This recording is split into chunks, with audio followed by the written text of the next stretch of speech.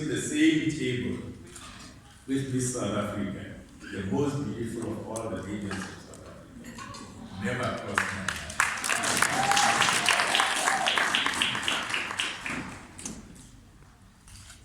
On this important note, please allow me to pass our greetings from the Executive Council of the Provincial Government of Limpopo. We are indeed very proud to be part of this homecoming festivities of SHU.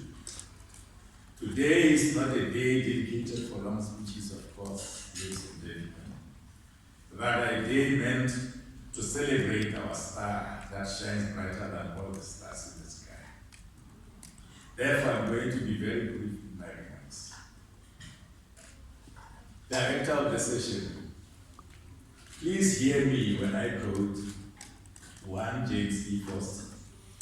If he says, and I quote, "If there were no nights, we would not appreciate the day, nor could we see the stars and vastness of the heavens. We must partake of the bitter with the sweet. There is a divine purpose in the adversities we encounter every day. They prepare a bed, they purify, and thus they bless. Feels good. In the midst of all the adversities that are taking place around us today, we can still smile because there is SHU, who brought a very important crown to our province. We are saying this because today, Habangani village is rejoicing. Today, Member District, unlike yesterday, when we were hearing of the GDPs, when we were hearing Executive Mayor, all of these negative things, when we were hearing about the pandemic that is facing us, coronavirus today, but today we can smile.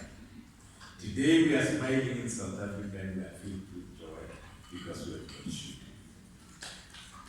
We are here to show our support and unleash words of appreciation to SHU for having been proud Miss South Africa today. Indeed, we are grateful and we are overjoyed. Today, SHU is the undisputed representative of the epitome of beauty in our part of the universe. SHU has emerged free and fair as the most beautiful maiden and all maidens of the year 2020. As Shakespeare would say, she's a paragon of